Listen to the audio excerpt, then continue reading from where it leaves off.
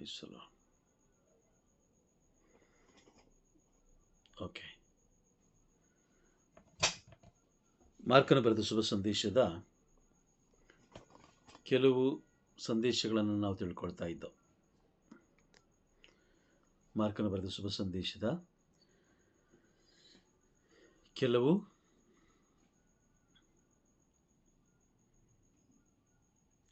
ಬಹಳ ಪ್ರಮುಖವಾದ ವಿಷಯಗಳನ್ನು ನಾವು ತಿಳ್ಕೊಳ್ತಾ ಇದ್ದೋ. Praise the lord.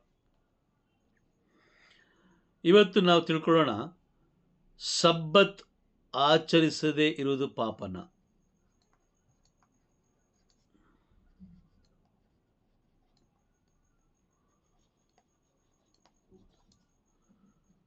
ಇರುವುದು ಪಾಪನ. Price the lord. ಪ್ರಶ್ನೆ, ಸಬ್ಬತ್ತನ್ನ ಆಚರಿಸದೇ ಇರೋದು ಪಾಪನ? ಇದು ಪ್ರಶ್ನೆ. ನಿಮ್ಮ ಉತ್ತರ ಏನು? ನಿಮ್ಮ ಉತ್ತರ ಏನು? ಆಚರಿಸಬಹುದು. ಪಾಪ, ಪಾಪನೇ ಬ್ರದರ್. ಪಾಪ. ಹೌದು ಬ್ರದರ್. ಓಕೆ, ನಾವು ದೇವಾಲಯಕ್ಕೆ ಹೋಗ್ತೀವಿ ಅಲ್ವಾ? ನಾವು ದೇವಾಲಯಕ್ಕೆ ಹೋಗ್ತೀವಿ. ದೇವಾಲಯಕ್ಕೆ ಹೋಗ್ತೀವಿ.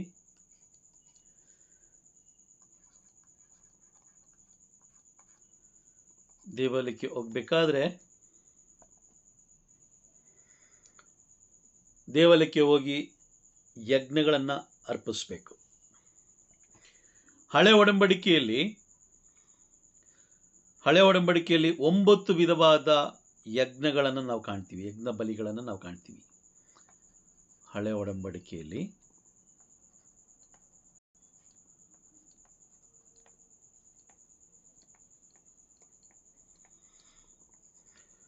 9 ರೀತಿಯ ಅಥವಾ 9 ವಿಧವಾದ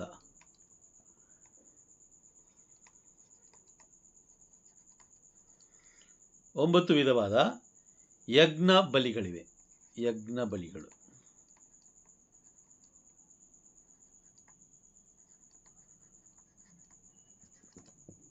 9 ವಿಧವಾದ ಯಜ್ಞ ಬಲಿಗಳು. ಮೊದಲನೇದಾಗಿ ಸರ್ವಾಂಗ ಯಜ್ಞ.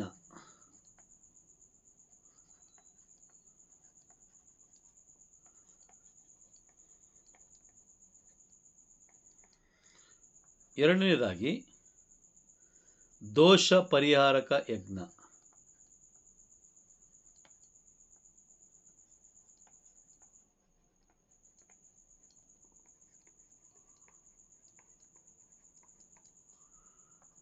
ಮೂರನೇದಾಗಿ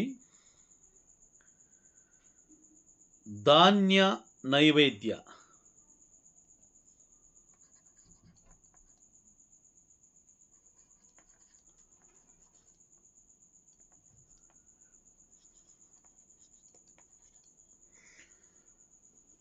ಸಮಾಧಾನ ಯಜ್ಞ.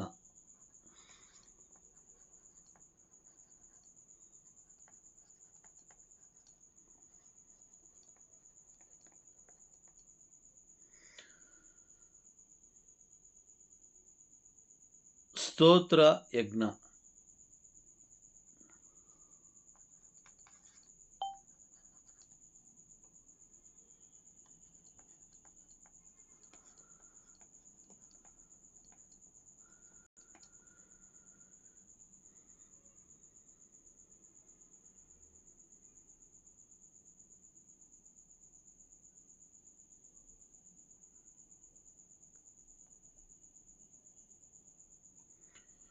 ಇನ್ನು 4 ಯಜ್ಞಗಳು ನನಗೆ ಸಿಗಲಿಲ್ಲ, 4 ಸಿಗಲಿಲ್ಲ. ಒಟ್ಟು 9 ವಿಧವಾದ ಯಜ್ಞ ಬಲಿಗಳಿವೆ. 5 ನಾನು ನಿಮಗೆ ತಿಳಿಸ್ಕೊಟ್ಟಿದ್ದೀನಿ, ಸರಿನಾ? Praise the Lord.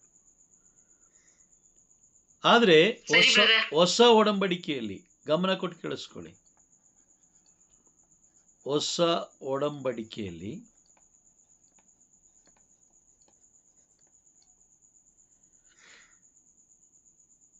ಈ ಯಜ್ಞಗಳನ್ನು ನಾವು ಅರ್ಪಿಸ್ಬೇಕಾ?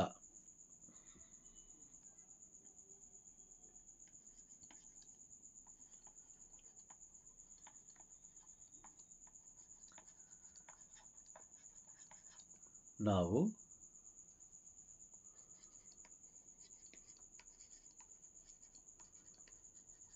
ಅರ್ಪಿಸಬೇಕಾ?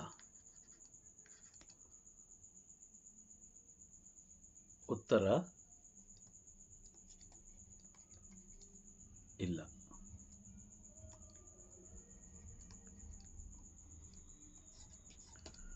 ಹಳೆ ಒಡಂಬಡಿಕೆಯಲ್ಲಿ 9 ವಿಧವಾದ ಯಜ್ಞ ಬಲಿಗಳನ್ನು ಅರ್ಪಿಸ್ತಾ ಇದ್ರು ದೇವರಿಗೆ. ಹೌದಾ ಅಂತ ಹೇಳಿದ್ರೆ ನೋಡಿ, ಯೋಬನ ವಿಷಯದಲ್ಲಿ ನಾವು ನೋಡಬೇಕು.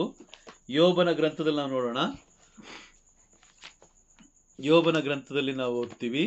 ಯೋಬ 1ನೇ ಅಧ್ಯಾಯ ನೋಡೋಣ. 1ನೇ ಅಧ್ಯಾಯದಲ್ಲಿ ನಾವು ನೋಡ್ತೀವಿ. 1ನೇ ಅಧ್ಯಾಯ ವಾಕ್ಯ 4 ಹಾಗೂ 5 ಓದೋಣ. 5 ತನಕ ಓದೋಣ. ಆತನ ಗಂಡು ಮಕ್ಕಳು ಒಂದೊಂದು ದಿನ ಒಬ್ಬೊಬ್ಬನ ಮನೆಯಲ್ಲಿ ಔತಣವನ್ನು ಏರ್ಪಡಿಸುತ್ತಿದ್ದರು. ತಮ್ಮ 3 ತಂಗಿಯರನ್ನು ಆ ಭೋಜನಕ್ಕೆ ಆಹ್ವಾನಿಸುತ್ತಿದ್ದರು. ಔತಣದ ಸರದಿ ತೀರಿದ ಬಳಿಕ ಯೋಬನು ತನ್ನ ಮಕ್ಕಳು ಒಂದು ವೇಳೆ ಪಾಪ ಮಾಡಿ ಮನದಲ್ಲಿ ದೇವರನ್ನು ದೂಷಿಸಿರಬಹುದೆಂದುಕೊಂಡು ಅವರನ್ನು ಕರೆಸಿ ಶುದ್ಧೀಕರಣ ಮಾಡಿಸುತ್ತಿದ್ದನು. ಬೆಳಿಗ್ಗೆ ಎದ್ದು ಅವರೊಬ್ಬೊಬ್ಬರಿಗಾಗಿ ದಹನ ಬಲಿಗಳನ್ನು ಅರ್ಪಿಸುತ್ತಿದ್ದನು. ಇದು ಯೋಬನ ದೈನಂದಿನ ವಾಡಿಕೆಯಾಗಿತ್ತು. Praise the lord. ಓಕೆ, ಇಲ್ಲೊಂದು ಇನ್ನೊಂದು ಸಿಕ್ತು. ಇಲ್ಲಿ ನಮಗೆ ದಹನ ಬಲಿ ಅಲ್ವಾ? ದಹನ ಬಲಿ. Praise the lord. ಯೋಬ ಏನ್ ಮಾಡ್ತಾ ಇದ್ರಂತೆ? ಪ್ರತಿದಿನ ತನ್ನ ಮಕ್ಕಳಿಗೋಸ್ಕರ ದಹನ ಬಲಿ ಅಲ್ವಾ, ದಹನ ಬಲಿ ಸಲ್ಲಿಸ್ತಾ ಇದ್ರು. Praise the Lord. ಆದ್ರೆ ಹೊಸ ಒಡಂಬಡಿಕೆಯಲ್ಲಿ ಇದೆಯಾ ಅಂತ ಹೇಳಿದ್ರೆ ಖಂಡಿತವಾಗ್ಲೂ ಹೊಸ ಒಡಂಬಡಿಕೆಯಲ್ಲಿ ಇಲ್ಲ. ಯಾಕೆ ಅಂತ ಹೇಳಿದ್ರೆ ಅದಕ್ಕೆ ಮುಖ್ಯ ಕಾರಣ ಪ್ರಭು ಯೇಸು ಕ್ರಿಸ್ತರು ಏನ್ ಮಾಡಿದ್ರು? ಒಂದೇ ಸಾರಿ ಎಲ್ಲ ಕಾಲಕ್ಕೂ ಒಂದೇ ಸಾರಿ ಬಲಿಯಾದ್ರು ಅಲ್ವಾ? Praise the Lord. ಹೌದು ಬ್ರದರ್. ಒಂದೇ ಸಾರಿ ಎಲ್ಲದಕ್ಕೂ ಅವರು ಬಲಿಯಾದ್ರು. ಹೌದಾ? ಅರ್ಪಣೆ ಮಾಡಿದ್ರು. ಹೌದು ಬ್ರದರ್. ಹೌದು. Praise the Lord. ಹೌದು ಬ್ರದರ್. ಹೌದಾ? ಖಂಡಿತ. ಹೌದು ಬ್ರದರ್. ಬಲಿಗಳನ್ನ ಅರ್ಪಿಸ್ಲಿಕ್ಕೆ ಇಲ್ಲ. ಆದರೆ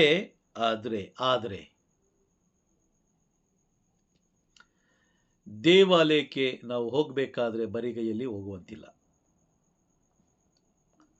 ಆದರೆ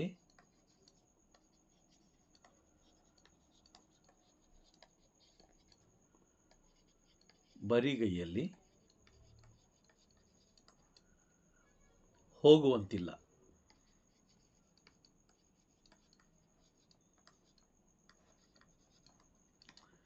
ಪ್ರೈಸ್ ದಿ ಲಾರ್ಡ್. ಬರಿಗೈಯಲ್ಲಿ ಹೋಗುವಂತಿಲ್ಲ.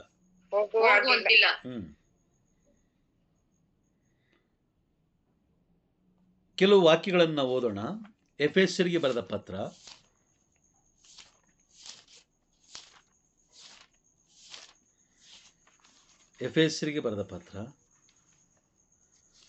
5ನೇ ಅಧ್ಯಾಯ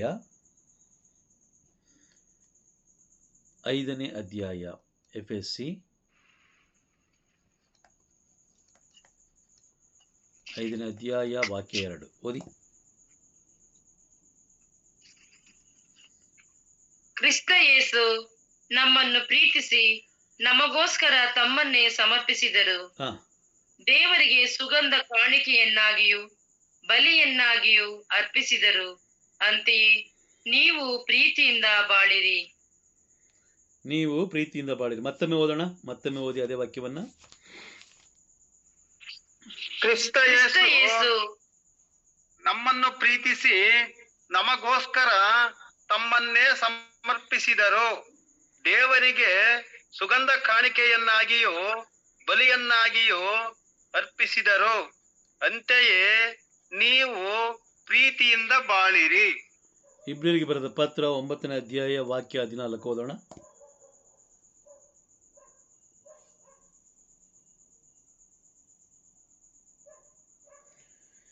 ಬೇಗ ಬೇಗ ಓದ್ಬೇಕು. ಈ ಕಾರಣ ಬೇರೆ ಯೇಸು ಒಡಂಬಡಿಕೆಯನ್ನು ಈ ಕಾರಣ ಯೇಸು ಹೊಸ ಒಡಂಬಡಿಕೆಯನ್ನು ಏರ್ಪಡಿಸಿದ ಮಧ್ಯಸ್ಥರಾಗಿದ್ದಾರೆ.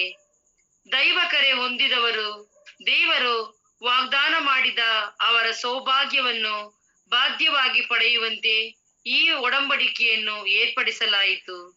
ಇದು ಯೇಸುವಿನ ಮರಣದ ಮೂಲಕವೇ ಉಂಟಾಯಿತು. ಈ ಮರಣವು ಹಳೆಯ ಒಡಂಬಡಿಕೆಯನ್ನು ಮೀರಿ ಮಾಡಿದ ಅಪರಾಧಗಳನ್ನು ಪರಿಹರಿಸುತ್ತದೆ. ವಾಕ್ಯ ಸ್ಪಷ್ಟವಾಗಿದೆಯಾ? ಇದೆ ಬ್ರದರ್. ವಾಕ್ಯ ಸ್ಪಷ್ಟವಾಗಿ ಇದೆ ಬ್ರದರ್ ಅಲ್ವಾ? ವಾಕ್ಯ ಸ್ಪಷ್ಟವಾಗಿದೆ. ಯೇಸುವಿನ ರಕ್ತವು ನಮ್ಮನ್ನು ಮತ್ತಷ್ಟು ಹೆಚ್ಚಾಗಿ ನಮ್ಮನ್ನು ಪರಿಶುದ್ಧಗೊಳಿಸುತ್ತಲ್ಲವೇ?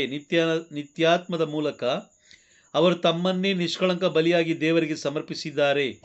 ನಾವು ಜೀವ ಸ್ವರೂಪರಾದ ದೇವರನ್ನು ಆರಾಧಿಸುವಂತೆ ಜಡ ಕರ್ಮಗಳಿಂದ ನಮ್ಮನ್ನು ಬಿಡುಗಡೆ ಮಾಡಿ ನಮ್ಮ ಅಂತರಂಗವನ್ನು ಪರಿಶುದ್ಧಗೊಳಿಸಿದ್ದಾರೆ. Praise the lord. ಹಾಗಾದರೆ ನಾವು ದೇವಾಲಯಕ್ಕೆ ಬರಿಗೈಯಲ್ಲಿ ಹೋಗ್ಬೇಕಾ? ಬರಿಗೈಯಲ್ಲಿ ಹೋಗ್ಬೇಕಾ? ಇಲ್ಲ ಬ್ರದರ್. ಮತ್ತೆ ಏನ್ ಮಾಡಬೇಕು? ಮತ್ತೇನ್ ಮಾಡಬೇಕು? ಏನ್ ಮಾಡಬೇಕು ಸಿಸ್ಟರ್?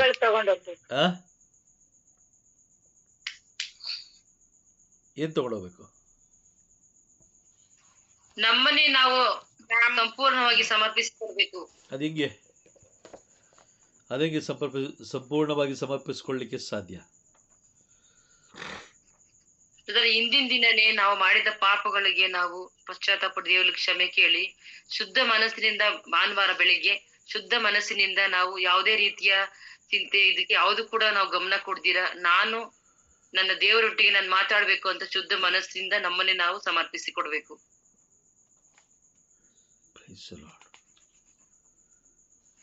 ಅದ್ರ ದೇವಾಲಯಕ್ಕೆ ಬರಿಗೈಯಲ್ಲಿ ಹೋಗ್ಬೇಕಾ?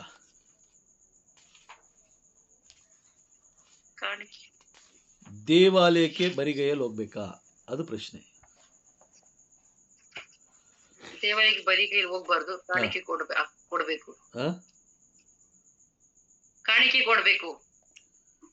ಕಾಣಿಕೆ ಕೊಡ್ಬೇಕು. ಹೌದಾ?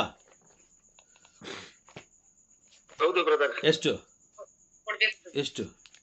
10ರಲ್ಲಿ 1 ಭಾಗ ತಿಳ್ಕೊಂಡ್ಬಲ್ಲ ಬ್ರದರ್. 10ರಲ್ಲಿ 1 ಭಾಗನ ಅಥವಾ 10 ರೂಪಾಯಿ? 10ರಲ್ಲಿ 1 ಭಾಗ 10 ರೂಪಾಯಿ ಅಲ್ಲ. 10ರಲ್ಲಿ 1 ಭಾಗ ಬ್ರದರ್. 10 ರೂಪಾಯಿ ಅಲ್ಲ. 10ರಲ್ಲಿ 1 ಭಾಗ. ಸರಿ, ನಾವು ಕೊಡ್ತಾ ಇದೀವಾ? ಇಲ್ಲ ಬ್ರದರ್, ಕೊಡ್ತಾ ಇಲ್ಲ. 10ರಲ್ಲಿ 1 ಭಾಗ ಪ್ರತಿ ವಾರ ಕೊಡ್ಬೇಕಾ? ಹೌದು ಬ್ರದರ್. ತಿಂಗಳಿಗೆ ಈಗ 10ರಲ್ಲಿ 1 ಭಾಗ ಅಂತ ಹೇಳಿದ್ರೆ ಈಗ ತಿಂಗಳಿಗೆ. ಓಕೆ, ಆಗ ಪ್ರತಿ ವಾರ ನಾವು ಹೋಗ್ತೀವಲ್ಲ, ಆಗೇನ್ ಮಾಡೋಣ? ಪ್ರಶ್ನೆ ಅರ್ಥ ಆಗ್ತಾ ಇದೆಯಾ ನಿಮ್ಗೆ? ಬ್ರದರ್, ದಶಮಾಂಶ ಅಂದ್ರೆ ಅದು ಕಾಣಿಕೆಯನ್ನು ಜೊತೆಗಿರುತ್ತೆ, ದೇವರಿಗೆ ಕೊಡುವ ಸಮಯ ಮತ್ತೆ ಬೇರೆದನ್ನ ಆಗ್ತದೆ ಬ್ರದರ್. ಸಿಸ್ಟರ್, ನಾನು ದೇವಾಲಯಕ್ಕೆ ಹೋಗ್ಬೇಕಾದ್ರೆ ನೀವು ಬರಿಗೈಯಲ್ಲಿ ಹೋಗ್ಬೇಕಾ ಅಂತ ಕೇಳ್ತಾ ಇದ್ದೀನಿ. ನೀವು ದಶಮಾಂಶ ಕೊಡ್ತಿರೋ, ಅದು ಏನ್ ಕೊಡ್ತಿರೋ ಅದು ಆಮೇಲೆ. ಕಾಣಿಕೆ ತಗೊಂಡು ಹೋಗ್ಬೇಕು. ನಮ್ ಕೈಯಲ್ಲಾದಷ್ಟು ಕಾಣಿಕೆ ಕೊಡ್ಲೇಬೇಕು. ಕೈಯಲ್ಲಾದಷ್ಟು ತಗೊಂಡೋಗ್ಬೇಕಾ? ತಗೊಂಡು ಹೋಗ್ಬೇಕು ಬ್ರದರ್. ವಾರ ಕೊಡ್ಬೇಕು. ಬೈಬಲ್ ತಗೊಂಡೋಗ್ಬೇಕು. ಬೈಬಲ್ ತಗೊಂಡೋಗಿ ಏನ್ ಮಾಡ್ತೀರಾ? ನನ್ನ ಪ್ರಶ್ನೆ ಅರ್ಥ ಆಗ್ತಾ ಇದೆಯಾ? ಅರ್ಥ ಆಯ್ತಾ ಎಲ್ಲರಿಗೂ?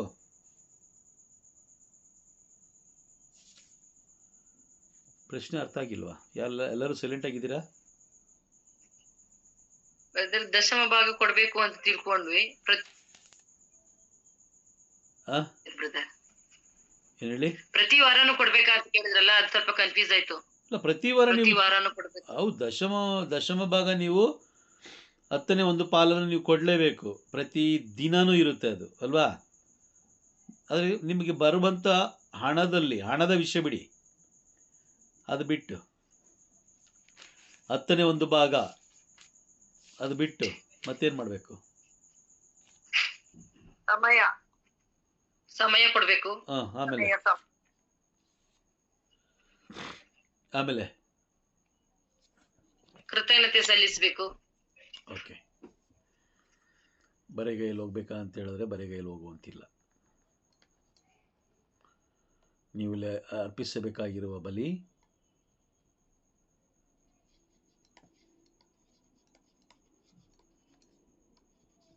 ಪರಿಶುದ್ಧತೆಯ ಬಲಿ,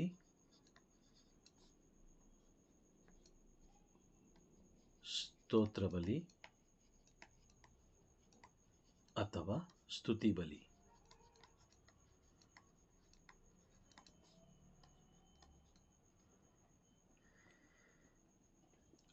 ಪರಿಶುದ್ಧತೆಯ ಬಲಿ, ಸ್ತೋತ್ರ ಬಲಿ ಅಥವಾ ಸ್ತುತಿ ಬಲಿ.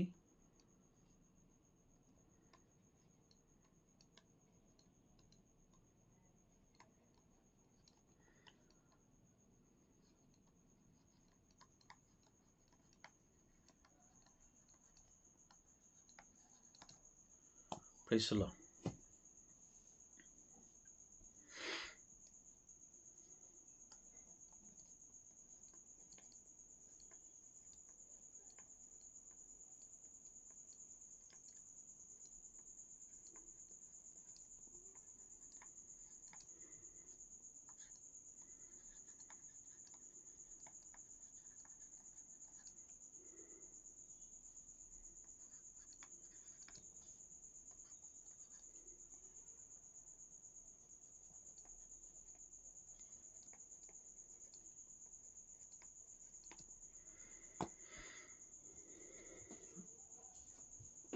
ಕಾಣಿಸ್ತಾ ಇದೆಯಾ ನಿಮಗೆ ನೋಟ್ಸು? ಕಾಣಿಸ್ತಾ ಇದೆ ಬ್ರದರ್.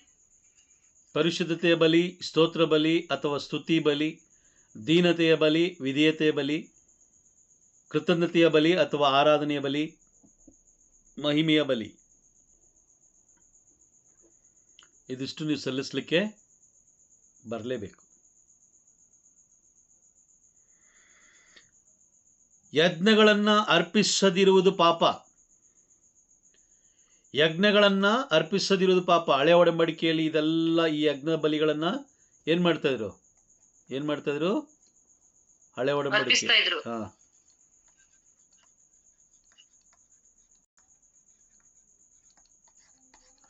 ಬಟ್ ಹಳೆ ಒಡಂಬಡಿಕೆಯಲ್ಲಿ ಅರ್ಪಿಸಿದ ಬಲಿಗಳನ್ನು ನಾವು ಹೊಸ ಒಡಂಬಡಿಕೆಯಲ್ಲಿ ಅರ್ಪಿಸುವಂತಿಲ್ಲ. ಯಾಕಂದರೆ ಪ್ರಭು ಯೇಸು ಕ್ರಿಸ್ತರು ಒಮ್ಮೆಗೆ ಬಲಿಯಾದ್ರು ಅಲ್ವಾ? ಹಾಗಾದ್ರೆ ನಾವು ಅರ್ಪಿಸುವಂತ ಬಲಿ ಬರೆಗೈಯಲ್ಲಿ ಹೋಗ್ಬೇಕಾ? ಪ್ರತಿದಿನ ಪ್ರತಿ ಭಾನುವಾರ ನಾವು ದೇವಾಲಯಕ್ಕೆ ಹೋಗ್ಬೇಕಾದ್ರೆ ಬರೆಗೈಯಲ್ಲಿ ಹೋಗ್ಬೇಕಾ? ಇಲ್ಲ ಬ್ರದರ್, ಹೋಗ್ಬಾರ್ದು. ಮತ್ತೇನ್ ಮಾಡ್ಬೇಕು? ಈಗ ತಿಳಿಸ್ಕೊಟ್ಟಿರೋ ತರ ಪರಿಶುದ್ಧತೆಯ ಬಲಿ, ಸ್ತೋತ್ರ ಬಲಿ ಅಥವಾ ಸ್ತುತಿ ಬಲಿ, ದೀನತೆಯ ಬಲಿ, ವಿಧೇಯತೆಯ ಬಲಿ, ಕೃತಜ್ಞತೆ ಬಲಿ, ಆರಾಧನೆ ಬಲಿ, ಮಹಿಮೆಯ ಬಲಿ, ಇವೆಲ್ಲವನ್ನು ಅರ್ಪಿಸ್ಬೇಕು ಬ್ರದರ್. ಹಳೆ ಒಡಂಬಡಿಕೆಯಲ್ಲಿ ಒಂದು ಇದೆ ನೋಡಿ. ಈ ಬಲಿಗಳನ್ನು ನೀವು ಅರ್ಪಿಸದೆ ಹೋದರೆ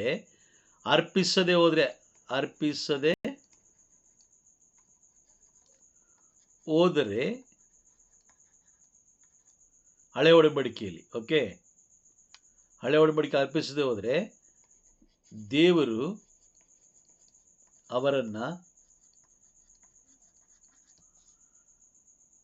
ಕೂಟದಿಂದ ಅಂದರೆ ತಡದಿಂದ ತೆಗೆದು ಬಿಡ್ತಾ ಇದ್ರು.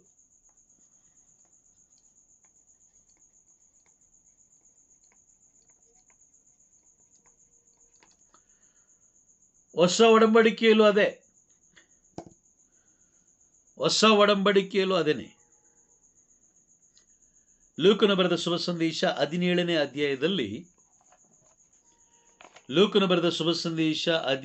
ಅಧ್ಯಾಯದಲ್ಲಿ ಯೇಸು ಸ್ವಾಮಿ 10 ಕುಷ್ಠರೋಗಿಗಳನ್ನು ಗುಣಪಡಿಸ್ತಾರೆ. 11ನೇ ವಾಕ್ಯದಿಂದ 19ನೇ ವಾಕ್ಯದವರೆಗೆ ಹೋಗ್ಬೇಕಾದ್ರೆ 10 ಕುಷ್ಠರೋಗಿಗಳನ್ನು ಅವ್ರು ಗುಣಪಡಿಸ್ತಾರೆ. ಅದರಲ್ಲಿ ಒಬ್ಬ ಮಾತ್ರ ಕೃತಜ್ಞತೆ ಸಲ್ಲಿಸಲಿಕ್ಕೆ ಬರ್ತಾನೆ.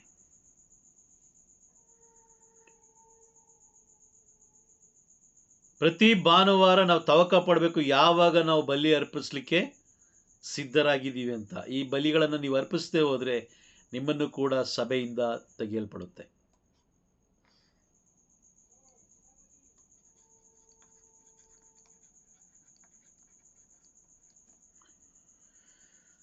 ಸಭೆಯಿಂದ ನಿಮ್ಮನ್ನ ಹೊರ ತೆಗೆಯುತ್ತಾರೆ.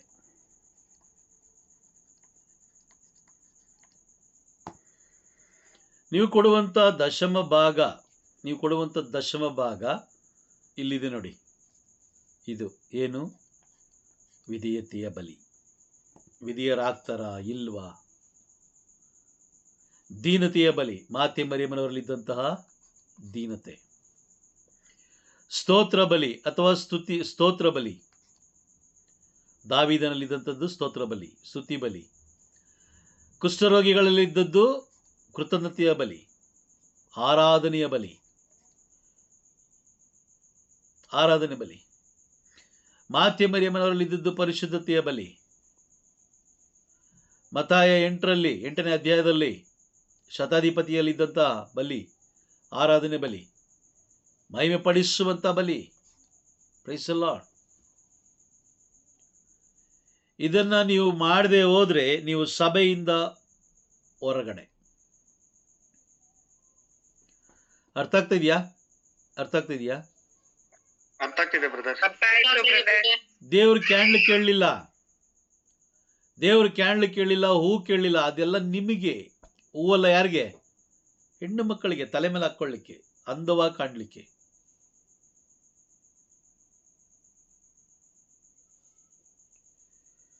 ನೀವು ಬೆಳಕಾಗಿ ಮಾರ್ಪಡಬೇಕೇ ಹೊರತು ಬೆಳಕನ್ನ ತಗೊಂಡೋಗಿ ಒಂದು ಸ್ಥಳದಲ್ಲಿ ಇಡ್ಲಿಕ್ಕಲ್ಲ. ಆದರೆ ಧರ್ಮಸಭೆ ಯಾಕೆ ಆ ರೀತಿ ಕ್ಯಾಂಡ್ಲು ಹೂವು ಅಂತ ಹೇಳ್ತಾ ಇದೆ ಅಂತ ಹೇಳಿದ್ರೆ, ಜನರಲ್ಲಿ ವಿಶ್ವಾಸ ಮೂಡಿಸ್ಲಿಕ್ಕೆ. ಎಲ್ಲಿದೆ ವಿಶ್ವಾಸ? ಎಲ್ಲಿದೆ ಜನರಲ್ಲಿ ವಿಶ್ವಾಸ ಅಲ್ವಾ? ಜನರು ಬರ್ತಾ ಬರ್ತಾ ಏನಾದ್ರು ಎಲ್ಲ ಮಂದಮತಿಗಳಾಗೋದ್ರು. ಅದಕ್ಕೋಸ್ಕರ ಅದು ಪ್ರಯತ್ನ ಪಡ್ತಾ ಇದೆ. ಅದರಲ್ಲೂ ಕೂಡ ಕೆಲವು ಜನ ಕಳ್ಳ ಮಾರ್ಗಗಳನ್ನು ಇಟ್ಕೊಂಡಿದ್ದಾರೆ. Praise the Lord. ಇಷ್ಟು ಪರಿಶುದ್ಧತೆಯ ಬಲಿ, ಸ್ತೋತ್ರ ಬಲಿ, ಸ್ತುತಿ ಬಲಿ, ದೀನತೆಯ ಬಲಿ, ವಿಧೇಯತೆ ಬಲಿ, ಕೃತಜ್ಞತೆಯ ಬಲಿ, ಆರಾಧನೆ ಬಲಿ, ಮಹಿಮೆಯ ಬಲಿ ಸಲ್ಲಿಸದೆ ಹೋದ್ರೆ ನಾವು ದೇವರ ಮಕ್ಕಳೆನಿಸ್ಕೊಳ್ಳಿಕ್ಕೆ ಸಾಧ್ಯನೇ ಇಲ್ಲ. ಯೋಚನೆ ಮಾಡಿ. ಇಷ್ಟು ಬಲಿಗಳನ್ನು ನೀವು ಅರ್ಪಿಸ್ಬೇಕಾದ್ರೆ ನೋಡಿದ್ದೀರಾ? ಅನ್ಯ ಧರ್ಮದವರು ಬಲಿ ಅರ್ಪಿಸ್ಬೇಕಾದ್ರೆ, ಯಾವುದೋ ಒಂದು ಪ್ರಾಣಿ ಬಲಿ ಅರ್ಪಿಸ್ಬೇಕಾದ್ರೆ ನೋಡಿದ್ದೀರಾ ಯಾವ ರೀತಿ ಇರ್ತಾರಂತ? ಕೈ ಕಟ್ಕೊಂಡು ಹಿಂಗೆ ಅಲ್ವಾ? ಕೈ ಕಟ್ಕೊಂಡು, ಗಂಡಸರಾದರೆ ಅಂಗಿ ತೆಗೆದು ಕೈಯಲ್ಲಿ ಇಟ್ಕೊಂಡಿರ್ತಾರೆ, ಹೆಂಗಸರು ತಲೆ ಮೇಲೆ ಬಟ್ಟೆ ಹಾಕ್ಕೊಂಡಿರ್ತಾರೆ. Price the lord. ನೋಡಿದ್ದೀರಾ? ನೋಡಿಲ್ವಾ? ಬೇರೆ ಜನರು ಬಲಿ ಕೊಡಬೇಕಾದ್ರೆ, ಬೇರೆ ಸಹೋದರ ಸಹೋದರಿಯರು ಬಲಿ ಕೊಡಬೇಕಾದ್ರೆ ಈ ರೀತಿ ಮಾಡ್ತಾರೆ. ಆ ಒಂದು ಸಂಪ್ರದಾಯ ಅವ್ರದ್ದು. ನಿಜವಾದ ಏಕ ದೇವರ ಬಳಿಗೆ ಬರಬೇಕಾದ್ರೆ ಪರಿಶುದ್ಧತೆಯ ಬಲಿಯನ್ನು ನೀನು ತಗೊಂಡು ಬರಬೇಕು. ಪರಿಶುದ್ಧತೆಯ ಬಲಿ ತಗೊಂಡು ಬರಲೇಬೇಕು. ಸ್ತೋತ್ರ ಬಲಿ, ದೇವರು ಇಲ್ಲಿಯ ತನಕ ಮಾಡಿದ ಎಲ್ಲ ಅದ್ಭುತ ಕಾರ್ಯಗಳನ್ನು ನೆನೆಸ್ಕೊಳ್ಬೇಕು, ಬರ್ಕೊಳ್ಬೇಕು ನೋಟ್ಸ್ ಬುಕ್ಕಲ್ಲಿ.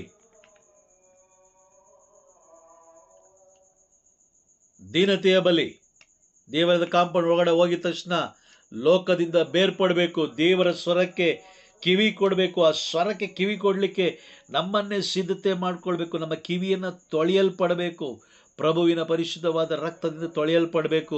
ಅಪ್ಪ, ನನ್ನೊಂದಿಗೆ ಮಾತನಾಡು ಸ್ವಾಮಿ, ನಿಮ್ಮ ಸ್ವರ ನನ್ನ ಕಿವಿಗೆ ಕೇಳಿಸ್ಬೇಕು. ನೀವು ಏನು ಮಾತಾಡ್ತಾ ಇದ್ದೀರೋ ಅದನ್ನು ನಾನು ತಿಳ್ಕೊಳ್ಬೇಕು, ಅದರಂತೆ ನಾನು ಜೀವಿಸಬೇಕು ದೇವ ಅಂತ ಹೇಳಿ ನಾವು ದೀನತೆಯನ್ನು ಅಲ್ಲಿ ನಾವೇನು ಮಾಡಬೇಕು? ತೋರಿಸ್ಬೇಕು. ನಾವೆಲ್ಲಿ ದೀನತೆ ತೋರಿಸ್ತಾ ಇದೀವಿ? ನಾವೇ ಶೋ ತೋರ್ಸೋಕೆ ಹೋಗ್ತಾ ಇದೀವಿ ಅಲ್ವಾ? ಹೌದಾ? ನಾವೇ ಶೋ ತೋರ್ಸೋಕೆ ಹೋಗ್ತಾ ಇದೀವಿ. ಹಾಕ್ಕೊಂಡಿರೋ ಬಟ್ಟೆಗಳನ್ನ ತೋರ್ಸೋಕೆ ಹೋಗ್ತಾ ಇದೀವಿ, ಹಾಕ್ಕೊಂಡಿರೋ ಒಡವೆಗಳು ತೋರ್ಸೋಕೆ ಹೋಗ್ತಾ ಇದೀವಿ, ತಲೆ ಕೂದಲು ಕೂಡ ಜನರಿಗೆ ತೋರ್ಸಕ್ಕೆ ಹೋಗ್ತಾ ಇದ್ದೀವಿ. Praise the Lord. ಕೆಲವು ಜನ ಉಂಗುರಗಳನ್ನ ತೋರ್ಸಕ್ಕೆ ಹೋಗ್ತಾರೆ, ಉಂಗುರಗಳನ್ನ. ಕೆಲವು ಜನ ಬ್ರಾಸ್ಲೆಟ್ ತೋರ್ಸಕ್ಕೆ ಹೋಗ್ತಾರೆ, ಚಿನ್ನದ ಬ್ರಾಸ್ಲೆಟ್ ತೋರ್ಸಕ್ಕೆ ಹೋಗ್ತಾರೆ. ದೇವರಿಗೆ ಗೊತ್ತಿಲ್ಲದಿರೋದ, ದೇವರಿಗೆ ಗೊತ್ತಿಲ್ಲದೆ ಇರೋದ. Praise the Lord. ದೇವರಿಗೆ ಎಲ್ಲಾನು ಗೊತ್ತಿದೆ ಬ್ರದರ್. ಸ್ವಲ್ಪ ಯೋಚನೆ ಮಾಡಿ. ಮಾತೆ ಮರಿಯಮ್ಮನವರ ಕುಟುಂಬದಲ್ಲಿ 30 ವರ್ಷಗಳ ತನಕ ಪ್ರಭು ಯೇಸು ಕ್ರಿಸ್ತರು ನೆಲೆಸ್ತಾರೆ. ಸ್ವಲ್ಪ ಯೋಚನೆ ಮಾಡಿ, ಸ್ವಲ್ಪ ಯೋಚನೆ ಮಾಡಿ. 30 ವರ್ಷಗಳ ಕಾಲ ಯೇಸು ಸ್ವಾಮಿ ಮಾತೆ ಮರಿಯಮ್ಮನ ಕುಟುಂಬದಲ್ಲಿ ಇದ್ದಾರೆ ಅಂತ ಹೇಳಿದ್ರೆ, ಮಾತೆ ಮರಿಯಮ್ಮನವರು ಏನು ಬೇಕಾದರೂ ಪಡ್ಕೊಳ್ಬೋದಾಗಿತ್ತು. ಆಗ್ತಾ ಇರ್ಲಿಲ್ವಾ? ಮಗನೇ, ನನಗೊಂದು ನೆಕ್ಲೆಸ್ ಬೇಕು. ಆಗ್ತಾ ಇರ್ಲಿಲ್ವಾ?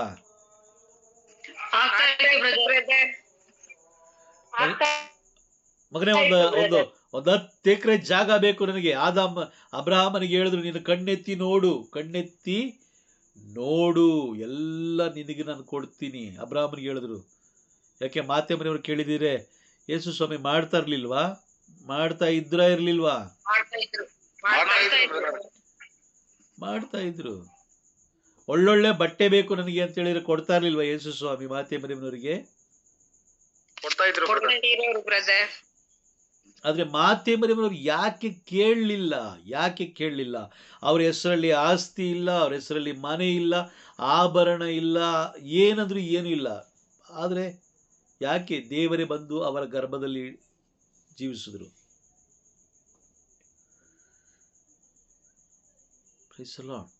ಅರ್ಥ ಆಗ್ತಾ ಇದೆಯಾ? ನೀವು ಮಾಡುವ ಆ ಒಂದು 10 ಮಣಿ ಜಪಸರ ನಮೋ ಮರಿಯ ಸಂತ ಮರಿಯ ಅಂತ ಹೇಳಿದ್ರೆ ಅದರಿಂದ ಏನು ಪ್ರಯೋಜನ ಇಲ್ಲ. ಮಾತೆ ಮರಿಯಮ್ಮನವರು ಯಾವ ರೀತಿ ಜೀವಿಸಿದ್ರೋ ಅದರಂತೆ ಜೀವಿಸುವುದಕ್ಕಾಗಿ ಪರಿಶುದ್ಧತೆಯ ಬಲಿ, ಸ್ತೋತ್ರ ಬಲಿ, ಸ್ತುತಿ ಬಲಿ, ದೀನತೆಯ ಬಲಿ, ವಿಧೇಯತೆಯ ಬಲಿ, ಕೃತಜ್ಞತಾ ಬಲಿ, ಆರಾಧನೆ ಬಲಿ, ಮಹಿಮೆಯ ಬಲಿ, ಎಲ್ಲ ಸಂತರುಗಳು ಮಾಡಿದ್ದು ಇದನ್ನೇ.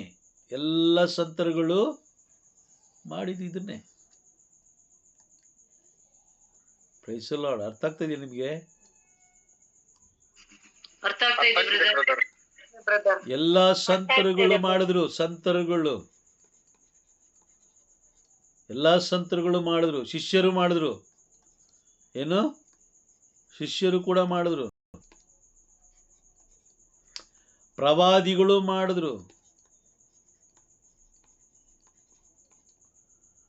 ಮಾತೆ ಮರಿಯಮ್ಮನವರು ಕೂಡ ಮಾಡಿದ್ರು.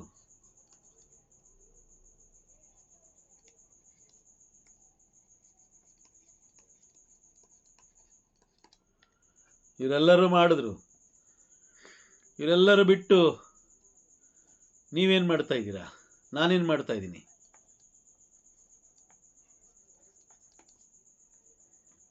Price the Lord. ಇವರೆಲ್ಲ ಈ ಒಂದು ಕಾರ್ಯಗಳನ್ನು ಮಾಡ್ತಾ ಬಂದರು. ಈ ಎಲ್ಲ ಬಲಿಗಳನ್ನು ಸಲ್ಲಿಸ್ತಾ ಬಂದರು ಹೊಸ ಒಡಂಬಡಿಕೆಯಲ್ಲಿ. ಆದರೆ ಇವರಿಗೆ ಅರ್ಥವಾಗದ ಒಂದು ಬಲಿ ಇದೆ. ಇವರಿಗೆ ಅರ್ಥವಾಗದ ಬಲಿ ನಮಗೆ ಮಾತ್ರ ಅರ್ಥ ಆಗ್ತಾ ಇದೆ. ಇವರಿಗೆ ನೋಡಿ, ಮಾತೆ ಮರಿಯವರಿಗೆ ಗೊತ್ತಿಲ್ಲ ಪಾಪ ಇದ್ರ ಬಗ್ಗೆ. ಯಾವ್ದ್ರ ಬಗ್ಗೆ? ತಾಯಿತಾ ಅಲ್ವಾ? ಕ್ಯಾಂಡಲ್,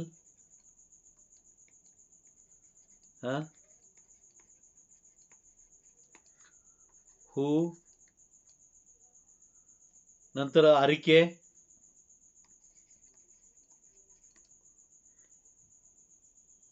ವಿಗ್ರಹ ಅಥವಾ ಸ್ವರೂಪ ಅಥವಾ ವಿಗ್ರಹ, ಇದ್ಯಾವುದು ಅವ್ರಿಗೆ ಗೊತ್ತೇ ಇಲ್ಲ ಪಾಪ. ಸಂತರುಗಳಿಗೂ ಗೊತ್ತಿಲ್ಲ, ಶಿಷ್ಯರಿಗೂ ಗೊತ್ತಿಲ್ಲ, ಪ್ರವಾದಿಗಳಿಗೂ ಗೊತ್ತಿಲ್ಲ, ಮಾತೆ ಮರಿಗಳಿಗೂ ಗೊತ್ತಿಲ್ಲ. ಅವ್ರಿಗೆಲ್ಲ ಗೊತ್ತಿದ್ದು ಇದೆ. ಯಾವುದು?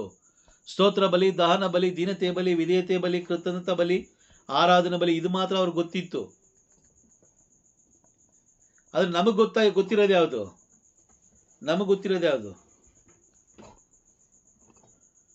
ನಮ್ಗೆ ಯಾವ್ದು ಗೊತ್ತಿದೆ? Praise the Lord. ಹೂಗಳು,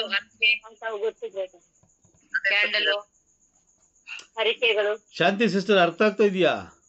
ಅರ್ಥ ಆಗ್ತಾ ಇದೆ ಬ್ರದರ್. ನಮ್ಗೆ ಏನು ಗೊತ್ತಿದೆ? ನಾವು ಮಾಡಬೇಕಾಗಿರೋದೇನು? ಸಬ್ಬತ್ ದಿನ ದೇವರ ಆಲಯಕ್ಕೆ ನಾವು ಹೋಗ್ಬೇಕಾದ್ರೆ ಬಲಿ ಅರ್ಪಿಸ್ಲೇಬೇಕು. ಬರೇ ಕೈಯಲ್ಲಿ ಹೋಗೋದಲ್ಲ, ಬರೇ ಕೈಯಲ್ಲಿ ಹೋಗೋದಲ್ಲ. ಹಾಗಾದ್ರೆ ದುಡ್ಡು ಕೊಡ್ಬೇಕಂತಾರೆ, ದುಡ್ಡು ದೇವ್ರ ಹತ್ರ ಇಲ್ವಾ? ದೇವ್ರ ಹತ್ರ ದುಡ್ಡು ಇದೆಯಾ ಇಲ್ವಾ?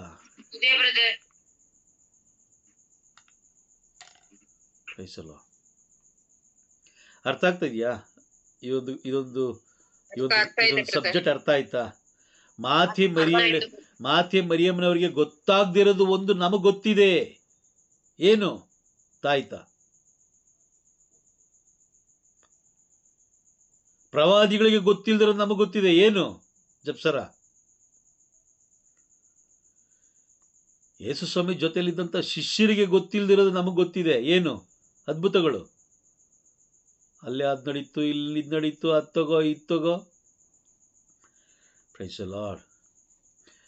ಪ್ರತಿಯೊಬ್ಬರು ದೇವಾಲಯ ಪ್ರವೇಶ ಮಾಡಬೇಕಾದ್ರೆ ಬಲಿ ಅರ್ಪಿಸಲೇಬೇಕು.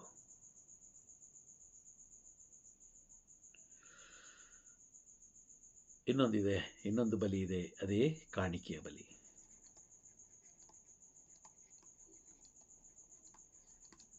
ಇದು ತಿಂಗಳಿಗೊಮ್ಮೆ ನೀಡುವಂಥ ಬಲಿ. Praise the lord.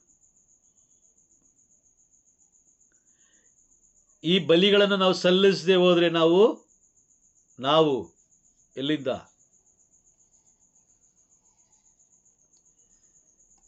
ಯಾಕೆ ಯಾರು ಮಾತಾಡ್ತಾ ಇಲ್ಲ? ಇದ್ದೀರಾ? ಬ್ರದರ್, ದೇವರ ಆಲಯದಿಂದ ಬ್ರದರ್. ಇಲ್ಲ ಅಂದ್ರೆ ಏನಾಗ್ತೀವಿ? ಮರಿಯಮ್ಮನಿಕ ಏನಾಗ್ಬೋದು?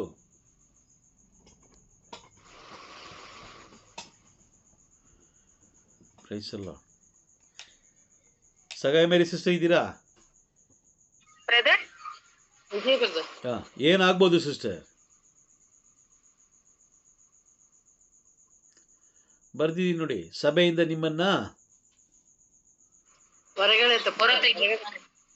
ಹೊರ ದಬ್ತಾರೆ. ಅದೇ ಮತ್ತಾಯನ ಬರೆದ ಶುಭ ಸಂದೇಶ 26ನೇ ಅಧ್ಯಾಯದಲ್ಲಿ 25ರಲ್ಲಿ ಅದೇ ಹೇಳ್ತಾರದು. ಹೊರ ದಬ್ತಾರೆ. ನೀನ್ ಯಾರು ನನಗೆ ಗೊತ್ತಿಲ್ಲ? ಹೌದಾ? ಹೌದು ಬ್ರದರ್ ಅಂತಾರೆ. ಹೌದು ಬ್ರದರ್. ನೀನ್ ಯಾರೋ ನನಗೆ ಗೊತ್ತಿಲ್ಲ ಅಂತಾರೆ. Praise the Lord. ನೀನ್ ಯಾರು ನನಗೆ ಗೊತ್ತಿಲ್ಲ. ಬ್ರದರ್, ನಾನು ಕಾಸು ತಗೊಂಡೋಗ್ಬೇಕು ಬ್ರದರ್. ಏನ್ ನೀವು ಕೊಡೋ ಕಾಸಲ್ಲೇ ಪರಲೋಕ ನಡೀಬೇಕಾ? ಮಾತೆ ಮರಿಯಮ್ಮನವರು ಯೇಸು ಸ್ವಾಮಿ ತನ್ನ ಗರ್ಭದಲ್ಲಿ ಜನಿಸೋಕ್ಕೋಸ್ಕರ ಎಷ್ಟು ಲಕ್ಷ ಕೊಟ್ಟರು ಅಥವಾ ಎಷ್ಟು ಕೋಟಿ ಕೊಟ್ಟರು? ₹1 ಕೊಟ್ಟಿಲ್ಲ ಬ್ರದರ್. ಹೌದಾ ಮೋನಿಕಾ?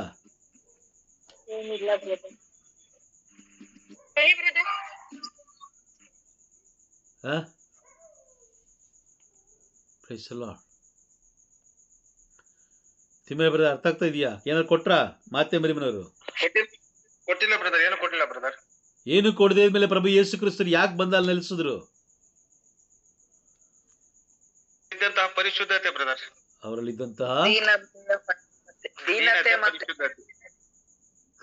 ಪರಿಶುದ್ಧತೆಯ ಬಲಿ, ಸ್ತೋತ್ರ ಬಲಿ, ದೀನತೆಯ ಬಲಿ, ವಿಧೇಯತೆಯ ಬಲಿ, ಕೃತಜ್ಞತೆಯ ಬಲಿ, ಮಹಿಮೆಯ ಬಲಿ, ಇವೆಲ್ಲವನ್ನ ಅವರು ಸಲ್ಲಿಸ್ತಾ ಇದ್ರು.